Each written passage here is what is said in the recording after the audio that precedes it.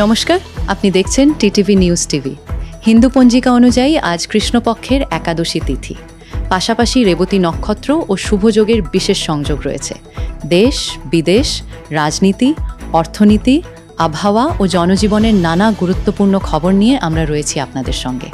চলুন আর দেরি না করে দেখে নেওয়া যাক আজকের দিনের সবচেয়ে বড় এবং গুরুত্বপূর্ণ খবরগুলো। প্রতিদিনের মতো আজকের শুরুতেও আমরা প্রধানমন্ত্রী নরেন্দ্র মোদীর সঙ্গে যুক্ত কিছু গুরুত্বপূর্ণ খবরের দিকে নজর দিচ্ছি। প্রধানমন্ত্রী নরেন্দ্র মোদী নীতি আয়োগের গভর্নিং কাউন্সিল বৈঠকে কর্মসংস্থান, দক্ষতা উন্নয়ন ও বিকশিত ভারত লক্ষ্যকে সামনে রেখে একাধিক গুরুত্বপূর্ণ পরিকল্পনার কথা তুলে ধরেছেন। বৈঠকে বিভিন্ন রাজ্যের মুখ্যমন্ত্রী ও কেন্দ্রীয় মন্ত্রীরা উপস্থিত ছিলেন। শিল্প, প্রযুক্তি, শিক্ষা ও পরিকাঠামো উন্নয়নকে দ্রুত এগিয়ে নিতে কেন্দ্র ও রাজ্যের যৌথ উদ্যোগের উপর জোর দেওয়া হয়েছে। পাশাপাশি যুব সমাজের জন্য নতুন স্কিল ডেভেলপমেন্ট প্রজেক্ট চালুর ইঙ্গিতও মিলেছে। সরকারের দাবি, দেশের অর্থনৈতিক বৃদ্ধি আরও শক্তিশালী করতেই এই বৈঠকে বড় সিদ্ধান্ত নেওয়া হচ্ছে। প্রধানমন্ত্রী নরেন্দ্র মোদী টানা নির্বাচিত প্রধানমন্ত্রী হিসেবে ভারতের ইতিহাসে নতুন রেকর্ড গড়েছেন। তিনি দেশের প্রথম প্রধানমন্ত্রী জওয়াহরলাল নেহরুরও দীর্ঘদিনের রেকর্ড অতিক্রম করেছেন। রাজনৈতিক মহলে এই ঘটনাকে ঐতিহাসিক বলে মনে করা হচ্ছে। বিভিন্ন আন্তর্জাতিক নেতা ও কূটনৈতিক মহল থেকেও তাঁকে শুভেচ্ছা জানানো হয়েছে। সরকারের পক্ষ থেকে বলা হয়েছে, উন্নয়ন, জনকল্যাণ ও শক্তিশালী নেতৃত্বের কারণেই সাধারণ মানুষের সমর্থন অব্যাহত রয়েছে। এই রেকর্ডকে কেন্দ্র করে বিজেপি শিবিরে ব্যাপক উচ্ছ্বাস দেখা গিয়েছে। প্রধানমন্ত্রী নরেন্দ্র মোদীরও আসন্ন ফ্রান্স ও স্লোভাকিয়া সফরকে ঘিরে আন্তর্জাতিক মহলে কূটনৈতিক তৎপরতা বেড়েছে। সফরের সময় G7 আম্মের 2026-এ অংশ নেওয়ার পাশাপাশি একাধিক দ্বিপাক্ষিক বৈঠকের সম্ভাবনা রয়েছে। বিশেষ করে বাণিজ্য, জ্বালানি, প্রযুক্তি ও ভিসা নীতি নিয়ে গুরুত্বপূর্ণ আলোচনা হতে পারে বলে জানা গিয়েছে। আন্তর্জাতিক সম্পর্ক আরও শক্তিশালী করার লক্ষ্যেই এই সফরকে অত্যন্ত গুরুত্বপূর্ণ বলে মনে করা হচ্ছে। বিদেশনীতি ও অর্থনৈতিক সহযোগিতার দিক থেকেও এই সফরের দিকে নজর রয়েছে। প্রধানমন্ত্রী নরেন্দ্র মোদী সরকারের 12 বছরের উন্নয়নমূলক কাজ ও জনকল্যাণমূলক প্রকল্পের সাফল্যের কথা তুলে ধরেছেন। তিনি জানিয়েছেন, সাধারণ মানুষের বিশ্বাসই সরকারের সবচেয়ে বড় শক্তি। গ্রামীণ উন্নয়ন, ডিজিটাল পরিষেবা, নারী ক্ষমতায়ন, কৃষক সহায়তা ও সরাসরি আর্থিক সাহায্য প্রকল্পের উল্লেখ করা হয়েছে। সরকারের দাবি, দেশের কোটি কোটি মানুষ বিভিন্ন কেন্দ্রীয় প্রকল্পের মাধ্যমে সরাসরি উপকৃত হয়েছেন। একই সঙ্গে আগামী দিনে আরও দ্রুত উন্নয়ন ও আধুনিক পরিকাঠামো গড়ে তোলার দিকেও জোর দেওয়া হয়েছে। প্রধানমন্ত্রী নরেন্দ্র মোদীরও দফতর থেকে জানানো হয়েছে, উচ্চ পর্যায়ের বৈঠক ও আন্তর্জাতিক সফরের প্রস্তুতি নিয়ে একাধিক গুরুত্বপূর্ণ আলোচনা চলছে। প্রধানমন্ত্রীর কার্যালয় বা পিএমও বিভিন্ন মন্ত্রক ও কূটনৈতিক দলের সঙ্গে সমন্বয় রেখে পরিস্থিতির উপর নজরদারি করছে। বিদেশ সফরের আগে বাণিজ্য, জ্বালানি, প্রযুক্তি ও আন্তর্জাতিক সহযোগিতা সংক্রান্ত নথিপত্র প্রস্তুত করা হচ্ছে। সরকারি সূত্রের দাবি, বেশ কিছু গুরুত্বপূর্ণ সিদ্ধান্ত ও নতুন ঘোষণা সামনে আসতে পারে।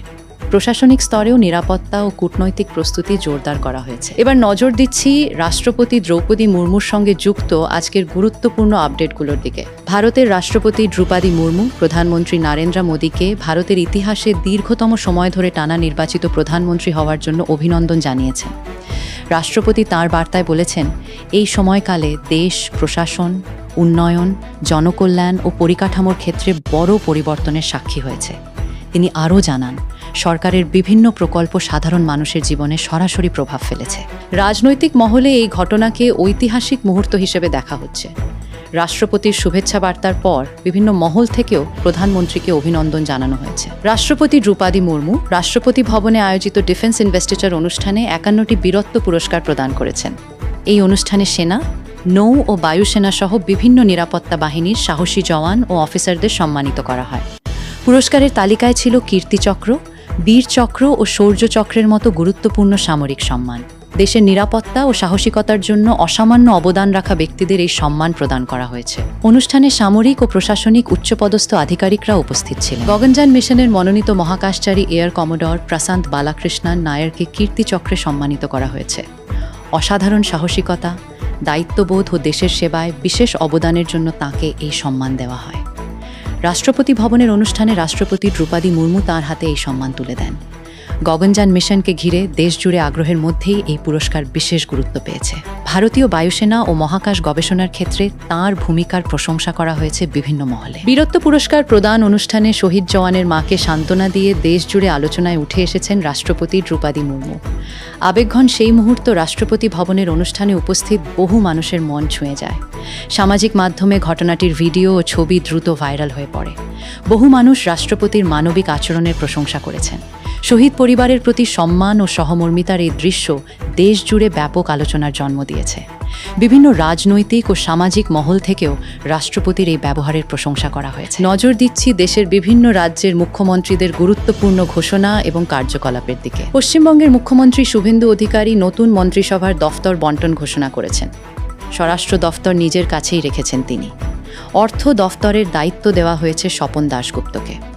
শিক্ষা, স্বাস্থ্য, কৃষি ও শিল্প দফতরেও একাধিক নতুন মুখকে দায়িত্ব দেওয়া হয়েছে। নবান্ন সূত্রে জানা গেছে, প্রশাসনিক কাজের গতি বাড়ানো ও দ্রুত সিদ্ধান্ত গ্রহণের লক্ষ্যেই এই পুনর্বিন্যাস করা হয়েছে। বিজেপি সরকার ক্ষমতায় আসার পর এটিই সবচেয়ে গুরুত্বপূর্ণ প্রশাসনিক পদক্ষেপ হিসেবে দেখা হচ্ছে। রাজনৈতিক মহলে এই সিদ্ধান্ত নিয়ে শুরু হয়েছে জোর আলোচনা ও বিশ্লেষণ। দীঘার জগন্নাথ মন্দির প্রকল্প থেকে ধাম শব্দটি সরিয়ে দেওয়ার সিদ্ধান্ত কার্যকর হয়েছে। ওড়িশা সরকারের আপত্তির পর পশ্চিমবঙ্গ সরকার এই পরিবর্তন আনে।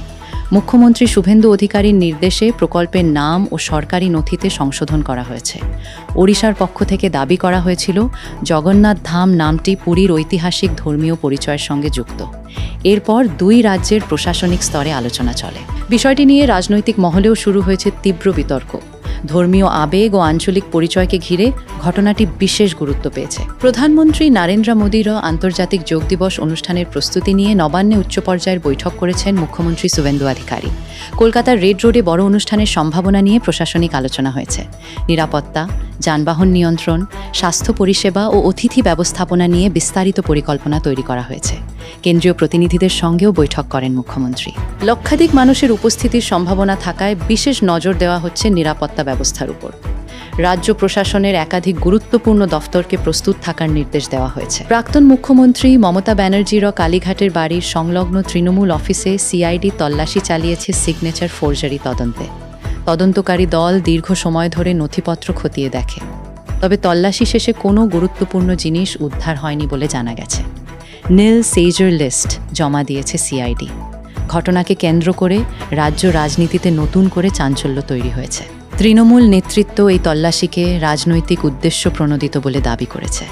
বিরোধী দলগুলি তদন্তের পূর্ণ স্বচ্ছতার দাবি জানিয়েছে। বিজেপি সরকারের 1 মাস পূর্ণ হওয়ার পর মুখ্যমন্ত্রী শুভেন্দু ADHIKARI একাধিক প্রশাসনিক সিদ্ধান্ত নিয়ে রাজনৈতিক মহলে জোর আলোচনা শুরু হয়েছে। মন্ত্রিসভায় রদবদল, দীঘা প্রকল্পের নাম পরিবর্তন, প্রশাসনিক কড়াকড়ি ও কেন্দ্রীয় প্রকল্প বাস্তবায়নে গতি বাড়ানোর মতো পদক্ষেপকে বিশেষ গুরুত্ব দেওয়া হচ্ছে। বিরোধীরা সরকারের বিরুদ্ধে রাজনৈতিক প্রতিহিংসার অভিযোগ তুললেও বিজেপি নেতৃত্ব উন্নয়নের দাবি করছে। নবান্নে দ্রুত সিদ্ধান্ত গ্রহণের সংস্কৃতি চালু হয়েছে বলেও প্রশাসনিক সূত্রে জানা গেছে। রাজ্যের রাজনৈতিক পরিস্থিতি ক্রমশ উত্তপ্ত হয়ে উঠছে। উত্তরপ্রদেশের মুখ্যমন্ত্রী যোগী আদিত্যনাথ প্রধানমন্ত্রী নরেন্দ্র মোদীকে অভিনন্দন জানিয়েছেন দেশের দীর্ঘতম সময় ধরে ধারাবাহিকভাবে নির্বাচিত প্রধানমন্ত্রী হওয়ার জন্য। তিনি এই ঘটনাকে ভারতের গণতন্ত্রের এক ঐতিহাসিক অধ্যায় বলে উল্লেখ করেন। যোগী আদিত্যনাথ বলেন, প্রধানমন্ত্রী মোদীর নেতৃত্বে দেশ উন্নয়ন, অবকাঠামো, ডিজিটাল পরিষেবা ও আন্তর্জাতিক কূটনীতিতে নতুন উচ্চতায় পৌঁছেছে। বিজেপি এবং এনডিএ শাসিত বিভিন্ন রাজ্যের মুখ্যমন্ত্রীরাও এই সাফল্যকে গণতন্ত্রের প্রতি জনগণের আস্থার প্রতীক হিসেবে ব্যাখ্যা করেছেন। রাজনৈতিক মহলে বিষয়টি নিয়ে ব্যাপক আলোচনা শুরু হয়েছে। অসমের মুখ্যমন্ত্রী হিমন্ত বিশ্ব শর্মা জানিয়েছেন, ভারত ও জাপানের সম্ভাব্য দ্বিপাক্ষিক শীর্ষ বৈঠকের জন্য অসমে বড় প্রস্তুতি শুরু হয়েছে। প্রধানমন্ত্রী নরেন্দ্র মোদী এবং জাপানের প্রধানমন্ত্রী সানায় তাকাইচির উপস্থিতিতে গুরুত্বপূর্ণ বৈঠক হওয়ার সম্ভাবনা রয়েছে বলে প্রশাসনিক সূত্রে জানা গেছে। গুয়াহাটি ও পার্শ্ববর্তী এলাকায় নিরাপত্তা, অবকাঠামো ও আন্তর্জাতিক অতিথি আপ্যায়নের পরিকল্পনা জোরদার করা হয়েছে। রাজ্য সরকার মনে করছে, এই বৈঠক সফল হলে উত্তর পূর্ব ভারতের বিনিয়োগ, বাণিজ্য ও আন্তর্জাতিক যোগাযোগ আরও শক্তিশালী হবে। তামিলনাড়ুর মুখ্যমন্ত্রী সি জোসেফ বিজয় নরওয়েতে এসে দুর্দান্ত সাফল্যের জন্য ভারতীয় গ্র্যান্ডমাস্টার RPRA GGNANA NDHAA কে 50 লক্ষ টাকার আর্থিক সহায়তা ঘোষণা করেছেন। চেন্নাইয়ে বিশেষ সংবর্ধনা অনুষ্ঠানে মুখ্যমন্ত্রী নিজে উপস্থিত থেকে এই সম্মান তুলে দেন। তিনি বলেন, প্রজ্ঞানন্দার সাফল্য দেশের তরুণ প্রজন্মকে আন্তর্জাতিক পর্যায়ে এগিয়ে যাওয়ার অনুপ্রেরণা দেবে। অনুষ্ঠানে রাজ্যের ক্রীড়া ও শিক্ষা দফতরের একাধিক আধিকারিক উপস্থিত ছিলেন। দাবাকে আরও জনপ্রিয় করতে নতুন উদ্যোগ নেওয়ার কথাও জানিয়েছে তামিলনাড়ু সরকার। বিনোদন জগৎ এবং সেলিব্রিটিদের সঙ্গে যুক্ত গুরুত্বপূর্ণ আপডেটগুলোর দিকে এবার নজর দিচ্ছি। বর্ষিয়ান অভিনেত্রী মৌসুমী চ্যাটার্জি অবসর নেওয়ার জল্পনা সম্পূর্ণভাবে খারিজ করেছেন। তিনি স্পষ্ট জানিয়েছেন যে এখনও অভিনয় জগতের সঙ্গে সক্রিয়ভাবে যুক্ত রয়েছেন এবং ভালো ও অর্থপূর্ণ চরিত্রের অপেক্ষায় আছেন। সাম্প্রতিক সময়ে তাঁর অবসর নিয়ে বিভিন্ন মহলে আলোচনা শুরু হলেও অভিনেত্রী বলেন, অভিনয় ছাড়ার কোনো পরিকল্পনা তাঁর নেই। বাংলা ও হিন্দি সিনেমায় দীর্ঘদিনের অভিজ্ঞতার কারণে এখনও দর্শকদের মধ্যে তাঁর জনপ্রিয়তা অটুট রয়েছে।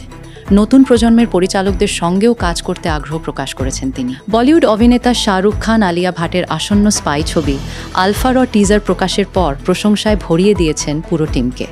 বিশেষভাবে ববি DEOL এর ভিলেন চরিত্রের লুক ও উপস্থিতির প্রশংসা করেছেন তিনি। শাহরুখের মন্তব্য সামনে আসার পর সোশ্যাল মিডিয়ায় ব্যাপক আলোচনা শুরু হয়েছে। দর্শকদের একাংশ মনে করছেন ছবিটি বড় বাজেটের অ্যাকশন ফ্র্যাঞ্চাইজির নতুন অধ্যায় হতে চলেছে। আলিয়া ভাটের অ্যাকশন অবতার নিয়েও অনুরাগীদের মধ্যে উত্তেজনা বাড়ছে। টিজার প্রকাশের পর থেকেই ছবিটি নিয়ে বলিউডে জোর চর্চা চলছে। ভারতের সেলিব্রিটি ব্র্যান্ড ভ্যালু তালিকায় শীর্ষস্থানে উঠে এসেছেন ক্রিকেট তারকা বিরাট কোহলি। একাধিক বলিউড তারকাকে পিছনে ফেলে তার ব্র্যান্ড মূল্য প্রায় ৩,৫৪২ কোটি টাকায় পৌঁছেছে বলে বিভিন্ন রিপোর্টে দাবি করা হয়েছে। শাহরুখ খান সহ বহু জনপ্রিয় অভিনেতাকেও এই তালিকায় পিছনে ফেলেছেন বিরাট। আন্তর্জাতিক ব্র্যান্ড, বিজ্ঞাপন ও সোশ্যাল মিডিয়ায় বিশাল জনপ্রিয়তার কারণেই তাঁর বাজার মূল্য দ্রুত বেড়েছে। ক্রীড়া ও বিনোদন জগৎ মিলিয়ে বর্তমানে ভারতের সবচেয়ে প্রভাবশালী সেলিব্রিটিদের মধ্যে অন্যতম হিসেবে দেখা হচ্ছে তাঁকে। এবার নজর দিচ্ছি দেশের অর্থনীতি, বাণিজ্য খাত এবং কর নীতির সঙ্গে যুক্ত গুরুত্বপূর্ণ আপডেটগুলোর দিকে। ভারতের অর্থনীতি ও কর ব্যবস্থায় একাধিক গুরুত্বপূর্ণ পরিবর্তনের প্রভাব এখন স্পষ্টভাবে দেখা যাচ্ছে। বিদেশি বিনিয়োগকারীদের জন্য সরকারি বন্ডে কর ছাড় ও উইথহোল্ডিং ট্যাক্স কমানোর সিদ্ধান্তের ফলে ভারতীয় বন্ড মার্কেটে বিদেশি বিনিয়োগ বেড়েছে। এর জেরে 10 বছরের সরকারি বন্ডের ইয়েল্ড কমেছে এবং বাজারে ইতিবাচক পরিবেশ তৈরি হয়েছে। অন্যদিকে রিজার্ভ ব্যাংক মূল্যবৃদ্ধি, অপরিশোধিত তেলের দাম বৃদ্ধি এবং আন্তর্জাতিক অস্থিরতার কারণে রেপো রেট 5.25% অপরিবর্তিত রেখেছে। একই সঙ্গে মুদ্রাস্ফীতির সম্ভাবনা বাড়িয়ে এবং জিডিপি বৃদ্ধির পূর্বাভাস সামান্য কমানো হয়েছে। জীবন বীমা খাতে প্রিমিয়াম সংগ্রহে প্রায় 19% বৃদ্ধি দেখা গেছে, যার অন্যতম কারণ ব্যক্তিগত জীবন বীমায় GST ছাড়। নতুন আয়কর আইনে কলকাতা সহ মেট্রো শহরে HR ছাড় বৃদ্ধি, নতুন ট্যাক্স ফর্ম এবং ITR জমার সময়সীমা বাড়ানোর মতো সিদ্ধান্ত কার্যকর হয়েছে। পাশাপাশি IFSC, ইউনিট ও স্টার্টআপগুলির জন্য কর সুবিধা এবং ট্যাক্স হলিডের মেয়াদও বাড়ানো হয়েছে। এবার কথা বলি সোনা, রূপো এবং অন্যান্য পণ্যের আজকের দাম ও তার ওঠানামা নিয়ে। ভারতে সোনার দামে আবারও ঊর্ধ্বগতি দেখা গেছে। 24 ক্যারেট সোনার দাম প্রতি গ্রামে বেড়ে হয়েছে প্রায় 15,316 টাকা, যা আগের দামের তুলনায় 65 টাকা বেশি। একইভাবে 22 ক্যারেট সোনার দামও বৃদ্ধি পেয়ে প্রতি গ্রামে পৌঁছেছে প্রায় 14,040 টাকায়, অর্থাৎ প্রায় 70 টাকা বৃদ্ধি হয়েছে। অন্যদিকে রূপোর দামে সামান্য পতন দেখা গিয়েছে। প্রতি গ্রাম রূপোর দাম কমে হয়েছে প্রায় 259 টাকা।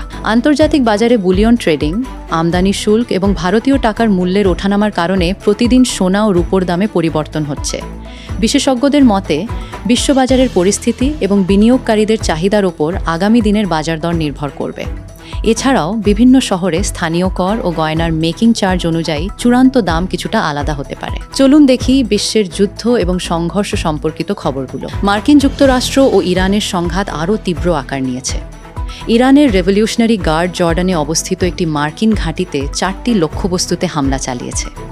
পাশাপাশি বাহরিন ও কুয়েতের মার্কিন ঘাঁটিগুলিতেও ক্ষেপণাস্ত্র ও ড্রোন হামলার ঘটনা ঘটেছে, যার ফলে একাধিক এলাকায় এয়ার ডিফেন্স সতর্কতা জারি করা হয়। এর আগে হরমুজ প্রণালীর কাছে একটি মার্কিন অ্যাপাচি হেলিকপ্টার ভূপাতিত হওয়ার পর মার্কিন সেন্ট্রাল কমান্ড দক্ষিণ ইরানের বান্দার আব্বাস ও কেশম এলাকায় বিমান হামলা চালায়।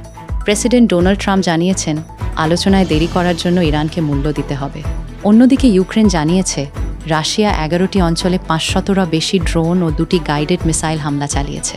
পাল্টা ইউক্রেন রাশিয়ার অস্ত্র কারখানা ও সেন্ট পিটার্সবার্গের তেল টার্মিনালে দূরপাল্লার হামলা চালায়। একই সঙ্গে গাজা ও দক্ষিণ লেবাননেও ইসরায়েলের বিমান হামলা অব্যাহত রয়েছে। নজর দিচ্ছি কৃত্রিম বুদ্ধিমত্তা এবং প্রযুক্তি দুনিয়ার নতুন আপডেটগুলোর দিকে। বিশ্ব প্রযুক্তি ও কৃত্রিম বুদ্ধিমত্তা খাতে একাধিক বড় ঘোষণা সামনে এসেছে।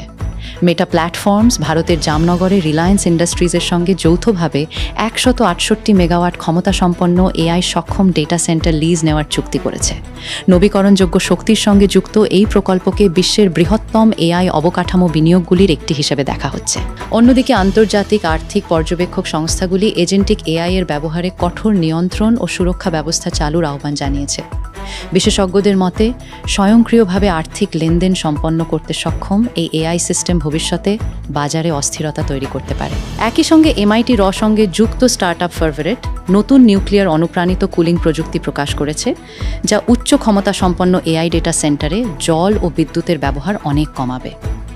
ইউরোপীয় ইউনিয়নও এআই নির্মিত কন্টেন্ট চিহ্নিত করার জন্য নতুন লেবেলিং নীতি চালু করেছে। এবার নজর দেব অপরাধমূলক ঘটনা এবং আইন শৃঙ্খলা পরিস্থিতির দিকে। কলকাতার ট্যাংরা এলাকায় 2 বছরের এক শিশুর ধর্ষণ ও খুন মামলায় 17 বছরের এক কিশোরকে গ্রেপ্তার করেছে পুলিশ। নির্মীয়মান বহুতল থেকে শিশুটির দেহ উদ্ধারের পর প্রথমে অস্বাভাবিক মৃত্যুর মামলা দায়ের হয়। পরে ময়নাতদন্তের চূড়ান্ত রিপোর্টে যৌন নির্যাতন ও শ্বাসরোধ করে খুনের তথ্য সামনে আসে। সিসিটিভি না থাকায় তদন্তে সমস্যায় পড়ে পুলিশ। গোপন সূত্র ও হোমিসাইড শাখার তদন্তে অভিযুক্তকে চিহ্নিত করা হয়। জিজ্ঞাসাবাদে অপরাধ স্বীকারের পর কিশোরকে জুভেনাইল জাস্টিস বোর্ডে পেশ করে সেফ হোমে পাঠানো হয়েছে। উত্তরপ্রদেশের উন্নাও জেলার বাঙারমো এলাকায় নির্মীয়মান মন্দিরে 60 বছরের পুরোহিত বাবা মিলন দাসকে ধারালো অস্ত্র দিয়ে কুপিয়ে খুনের ঘটনায় ব্যাপক চাঞ্চল্য ছড়িয়েছে। গুরুতর আহত অবস্থায় তাঁকে হাসপাতালে নিয়ে গেলে মৃত ঘোষণা করা হয়। মৃতের পরিবারের অভিযোগের ভিত্তিতে একাধিক অভিযুক্তের বিরুদ্ধে খুনের মামলা দায়ের করেছে পুলিশ। ইতিমধ্যেই 3 জনকে গ্রেপ্তার করা হয়েছে এবং বাকিদের খোঁজে তল্লাশি চলছে। ঘটনার পর প্রশাসনের পক্ষ থেকে অভিযুক্তদের অবৈধ নির্মাণ ভাঙা হয়েছে। এলাকায় উত্তেজনা ছড়ালে পুলিশ মোতায়েন করা হয় এবং তদন্তে ফরেনসিক টিম ও সিসিটিভি ফুটেজের সাহায্য নেওয়া হচ্ছে। কর্ণাটকের দাভানেগেরে জেলার চন্নগিরি তালুকের বসভাপাটনা থানা এলাকায় 41 বছরের এক মহিলাকে নেশাজাতীয় পানীয় খাইয়ে গণধর্ষণের অভিযোগে এক নাবালক সহ মোট 10 জনকে গ্রেপ্তার করেছে পুলিশ। অভিযোগ অনুযায়ী স্বামীর সঙ্গে ঝগড়ার পর মহিলা বাড়ি ফেরার পথে ক্লান্ত অবস্থায় ছিলেন। তখন 2 ব্যক্তি তাঁকে পানীয় খাইয়ে অচেতন করে নির্জন স্থানে নিয়ে যায় এবং সেখানে একাধিক ব্যক্তি যৌন নির্যাতন করে। পরে ঘটনার ভিডিও ও ছবি ছড়িয়ে পড়লে পরিবার থানায় অভিযোগ দায়ের করে। পুলিশের দ্রুত তদন্তে এফআইআর দায়ের হয় এবং অভিযুক্তদের গ্রেপ্তার করা হয়। মোবাইল ফোন বাজেয়াপ্ত করে ফরেনসিক পরীক্ষা চলছে। উত্তরপ্রদেশের বাগপতের বড়ৌতো এলাকায় টেন্ট ব্যবসায়ী সোহনলাল আগরওয়াল 55 ও তাঁর ছেলে বিকাশ আগরওয়াল 30কে পুরনো শত্রুতার জেরে প্রকাশ্যে গুলি করে হত্যা করা হয়েছে। ঘটনায় বরুণ লুহারি নামের এক গ্যাংস্টার ও তাঁর সহযোগীদের বিরুদ্ধে অভিযোগ উঠেছে, যারা মোটর বাইকে এসে গুলি চালায়। ঘটনার পর উত্তেজিত জনতা হামলাকারীকে ঘিরে ধরে মারধর করলে সে হাসপাতালে মারা যায়। পুলিশ এলাকায় নিরাপত্তা জোরদার করেছে, একাধিক তদন্ত দল গঠন করা হয়েছে এবং স্থানীয় বাজারে উত্তেজনা ও বন্ধ পরিস্থিতি তৈরি হয়েছে। ঘটনা ঘিরে এলাকায় ব্যাপক চাঞ্চল্য সৃষ্টি হয়েছে, তদন্ত চলছে বর্তমানে। ভুবনেশ্বরের খণ্ডগিরি থানার জাগামারা এলাকায় একটি বিউটি পার্লারে চাকরির প্রলোভন দেখিয়ে এক নারীকে যৌন নির্যাতনের অভিযোগ উঠেছে। অভিযোগ অনুযায়ী পার্লারের মালিক রবীন্দ্র মোহান্তি 51 এবং কর্মী সন্তোষ বারিক তাকে ডেকে নিয়ে নির্যাতন করেন। ঘটনার পর ভুক্তভোগী থানায় অভিযোগ দায়ের করলে পুলিশ দ্রুত পদক্ষেপ নিয়ে পার্লারটি সিল করে দেয় এবং 2 জনকে গ্রেপ্তার করে। ভারতীয় ন্যায় সংহিতা অনুযায়ী মামলা রুজু করা হয়েছে। ফরেনসিক দল ঘটনাস্থল থেকে প্রমাণ সংগ্রহ করেছে এবং ধৃতদের বিচার বিভাগীয় হেফাজতে পাঠানো হয়েছে। এলাকায় চাঞ্চল্য ছড়িয়েছে এবং তদন্ত চলছে। মধ্যপ্রদেশের ধার জেলার একটি ঘটনায় 2 শিশুর মৃত্যু ঘিরে প্রথমে খুনের অভিযোগ উঠলেও তদন্তে তা দুর্ঘটনাজনিত ডুবে মৃত্যুর বিষয় হিসেবে প্রমাণিত হয়েছে। জামপাড়া গ্রামে 2 বোন মায়ের সঙ্গে ছাগল চড়াতে গিয়ে কুয়োয় পড়ে যায় এবং উদ্ধার চেষ্টা ব্যর্থ হয়। পরে কিছু গ্রামবাসী ঘটনাকে ভিন্ন খাতে নিয়ে যেতে মৃতদেহ সরিয়ে নিয়ে গিয়ে মিথ্যা খুনের দাবি ছড়ায়। পুলিশ 21 জনকে জেরা করে সত্য উদ্ঘাটন করে এবং ষড়যন্ত্রকারীদের স্বীকারোক্তি নথিভুক্ত করে। ময়নাতদন্ত রিপোর্টের ভিত্তিতে আইনগত ব্যবস্থা গ্রহণের প্রক্রিয়া চলছে তদন্তকারী সংস্থার মাধ্যমে। পরবর্তী পদক্ষেপ গ্রহণ অব্যাহত রয়েছে পুলিশ। চলুন দেখি বিভিন্ন অঞ্চলের আবহাওয়ার পরিস্থিতি। পশ্চিমবঙ্গ সহ ভারতের বিভিন্ন অঞ্চলে ব্যাপক বৃষ্টিপাত ও আবহাওয়া পরিবর্তনের পূর্বাভাস দেওয়া হয়েছে, যেখানে উত্তরবঙ্গে ভারী থেকে অতি ভারী বৃষ্টি এবং দক্ষিণবঙ্গে বজ্রসহ বৃষ্টির সম্ভাবনা রয়েছে। উত্তরবঙ্গের দার্জিলিং, কালিম্পং, আলিপুরদুয়ার, জলপাইগুড়ি ও কোচবিহার জেলায় সক্রিয় মৌসুমি বায়ুর প্রভাবে বেশি বৃষ্টিপাত হতে পারে। কলকাতা, হাওড়া সহ দক্ষিণবঙ্গের জেলাগুলিতে আর্দ্র আবহাওয়া, মেঘলা আকাশ এবং হালকা থেকে মাঝারি বজ্রসহ বৃষ্টি সম্ভাব্য। উত্তর পশ্চিম ভারতে পশ্চিমী ঝঞ্ঝার প্রভাবে বজ্রঝড়, ঝোড়ো হাওয়া এবং তাপমাত্রা হ্রাসের সম্ভাবনা রয়েছে। পাঞ্জাব, হরিয়ানা ও দিল্লিতে শক্তিশালী বাতাস ও বজ্রসহ ঝড়ের পূর্বাভাস রয়েছে, যার ফলে তাপমাত্রা উল্লেখযোগ্যভাবে কমতে পারে। দক্ষিণ ও পশ্চিম ভারতে কোথাও কোথাও বিক্ষিপ্ত বৃষ্টি এবং উপকূলীয় অঞ্চলে প্রাক মৌসুমি বৃষ্টির সম্ভাবনা দেখা যাচ্ছে। উত্তর পূর্ব ভারতে আসাম, মেঘালয় ও অরুণাচল প্রদেশে ভারী থেকে অতি ভারী বৃষ্টির পূর্বাভাস রয়েছে। আবহাওয়া দপ্তরের পূর্বাভাস অনুযায়ী দেশের বিভিন্ন অঞ্চলে মৌসুমি বায়ুর সক্রিয়তা বজায় থাকায় বৃষ্টিপাতের পরিমাণ বৃদ্ধি পেতে পারে। ফলে কিছু এলাকায় জলাবদ্ধতা ও স্থানীয় ঝড়ের সম্ভাবনা তৈরি হয়েছে এবং নাগরিকদের সতর্ক থাকতে বলা হয়েছে। বিশেষ করে নিম্নাঞ্চল ও উপকূলীয় এলাকায় নিরাপত্তা ব্যবস্থা জোরদার করার পরামর্শ দেওয়া হয়েছে এবং প্রস্তুতি গ্রহণের নির্দেশ রয়েছে বিভিন্ন স্থানে। বন্ধুরা, আজকে সমস্ত বড় খবরের আপডেট এখানেই শেষ হচ্ছে। দেশ ও রাজ্যের প্রতিটি গুরুত্বপূর্ণ খবর সবার আগে জানতে আমাদের চ্যানেলটি এখনই সাবস্ক্রাইব করুন এবং বেল আইকনটি অন করুন। ভিডিওটি পছন্দ হলে অবশ্যই একটি লাইক দিন, আপনার মতামত কমেন্টে জানান এবং এই ভিডিওটি শেয়ার করতে ভুলবেন না। এখন এই পর্যন্ত, আপনারা সবাই ভালো থাকুন, সুস্থ থাকুন। আবার দেখা হবে নতুন খবর এবং নতুন আপডেটের সঙ্গে। ধন্যবাদ।